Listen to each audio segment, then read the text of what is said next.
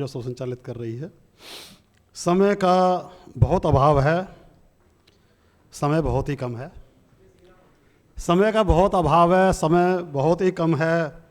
आपका ज़्यादा समय नहीं लूँगा, अपनी बात को बहुत कम शब्दों में कहूँगा।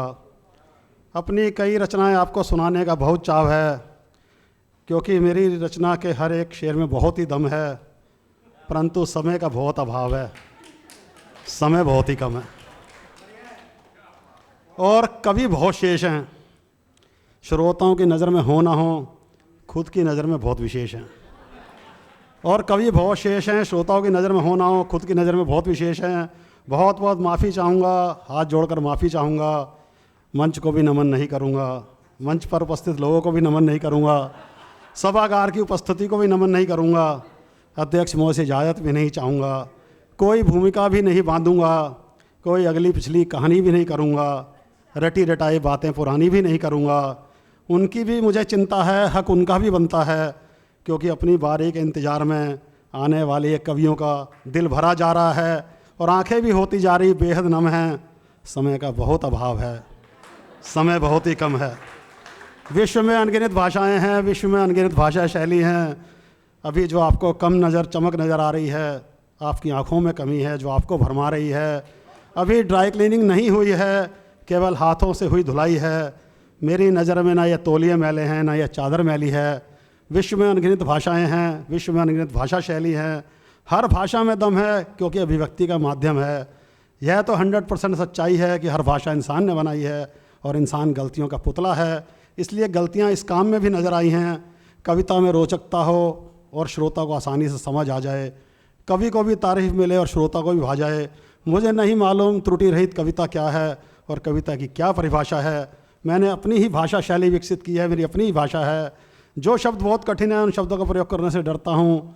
आम बोलचाला में जो बहुत सा प्रयोग हो रहे हैं उन्हीं का प्रयोग करता हूँ। हिंदी, इंग्लिश, उर्दू, पंजाबी और भी बहुत सी भाषाएं, किसी भाषा में नहीं कोई खराबी। भाषा तो अपनी बात कहने का एक दूसरे का माध्यम है। ज़रूरी यह है कि आपकी रचना वजनदार हो और पसंद की जाएगी अगर उसमें बहुत दम है। समय का बहुत अभाव है, समय बहुत ही कम है, इसलिए आज मैं आपको अपनी कोई कविता या गज़ल नहीं सुना पाऊँगा और ना ही करूँगा कोई फालतू की कहानी। अपने आने वाले बाद के कवियों के लिए मैं अपनी बारी की देता हूँ कुर्बानी। मैं चाहूँगा मेरे बाद आने वाले शायर अपनी गज़लों और कविताओं को जल्दी से सुना लें और ख़त्म करें अपने दिल की मायूसी, और जो ख़त्म करें जो उनके दिमाग में पसरा हुआ मातम है, क्योंकि समय बहुत ही अभाव है, समय बहुत ही कम है। इन्हीं शब्दों के साथ आज मैं आपसे माफ़ी चाहूँगा। अपनी बहुत अच्छी अच्छी रचनाएं आपको किसी और दिन सुनाऊँगा। इसी के साथ मेरी छोटी सी बात ख़त्म है। समय का बहुत अभाव है, समय बहुत ही। अब मैं कैसे कहूँ कि समय का बहुत अभाव है। गोल्डी भाई ने आपको बहुत अच्छे से समझा दिया है इतने लंबे दौर में कि समय का बहुत अभाव है। और इसके बाद मैं डॉक्टर कामिना मिश्रा से भी निवेदन करूंगी कि आप भी यहाँ पे आ जाएं। और हमारे साथ आ रहे हैं हिमांशु शुक्ल जी, जो अपने छंदों के लिए जाने जाते हैं, प्रेम गीत लिखते हैं, श्रृंगार लिखते हैं। बहुत बहुत स्वागत करती हूँ हिमांशु शुक्ल का इस मंच पे। स्वागत है।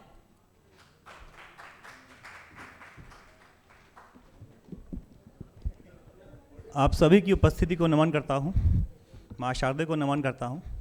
सीधे सीधे एक छंद से जोड़ता हूँ, उसके बाद एक बहुत छोटी सी गज़ल। पूर्णतः श्रृंगारिक छंद है, इसमें साथ रहिएगा। लट लहराए ऐसे नागिन समाए जैसे अंगुरिया मानो किसी तार के ही तार हूँ। लट लहराए ऐसे नागिन समाए जैसे अंगुरिया मानो किसी तार के ही तार हो। नयन कटीले भी हैं, अधर रसीले भी हैं, बल खाए ऐसे जैसे अमुआ की डार हो। चांदनी सी झरती है, रात रानी लगती है, देह महकाए मानो कली कचनार हो। कलम दुहाई मांगे, कागज रिहाई मांगे, उस पे लिखूं मैं क्या जो खुद ही श्रृंगार हो। उस पे लिखूं मैं क्या जो खुद ही श्रृंगार हो। आइए एक बहुत छोटी सी गज़ल, इसका उन्वान है बेटियां। आप लोग जो कह नहीं पाते, पूरी ज़िंदगी वो सहते हैं, उस दर्द को समझिए, उस व्यथा को समझिए, बेटियों की क्या व्यथा है। खुशी शेरों में पिरोया है, सुनिए। बेटियां पूछती हैं बाप से मेरा क्या है, बेटियां पूछती हैं बाप से मेरा क्या है, बेटियां पूछती हैं बाप से मेरा क्या है, खानदानों में बटी मेरा बसेरा क्या है, खानदानों में बटी मेरा बसेरा क्या है। शेर सुने।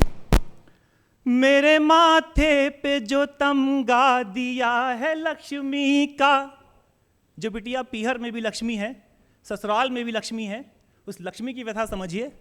मेरे माथे पे जो तमगा दिया है लक्ष्मी का, मेरे माथे पे जो तमगा दिया है लक्ष्मी का, जिंदगी तान में गुजरी है कि तेरा क्या है, जिंदगी तान में गुजरी है कि तेरा क्या है। मेरी आंखों में जो चुभती है चमक है कैसी। क्या शिकायत है एक बेटी की, शादी के बाद देखा जाता है कि ससुराल में कितनी चकाचौंध है, कितनी गाड़ियां हैं, उसका सुकून कोई नहीं पूछता। तब पढ़ता हूं, मेरी आंखों में जो चुभती है चमक है कैसी, मेरी आंखों में जो चुभती है चमक है कैसी, रोशनी कहते हैं इसको तो अंधेरा क्या है, रोशनी कहते हैं इसको तो अंधेरा क्या है। बेटियां पूछती हैं बाप से मेरा क्या है, रात कटती है यही सोच के कल क्या होगा। एक सवाल जो आप अपने घर में रोज शाम को पूछते होंगे कि सुबह नाश्ते में क्या खाएंगे, लंच में क्या बनेगा, डिनर में क्या बनेगा। कोई ये नहीं पूछता कि वो बिटिया सोती कितने बजे है, सबकी आशाएं हैं कि वो सुबह 5 बजे उठ जाए। तब पढ़ता हूँ, रात कटती है यही सोच के कल क्या होगा, रात कटती है यही सोच के कल क्या होगा। मुझसे क्यों पूछते हो तुम कि सवेरा क्या है, मुझसे क्यों पूछते हो तुम कि सवेरा क्या है। इस गजल का अंतिम शेर, एक सच्चाई आप लोगों के सामने रख रहा हूं, फिर अपनी जगह लूंगा।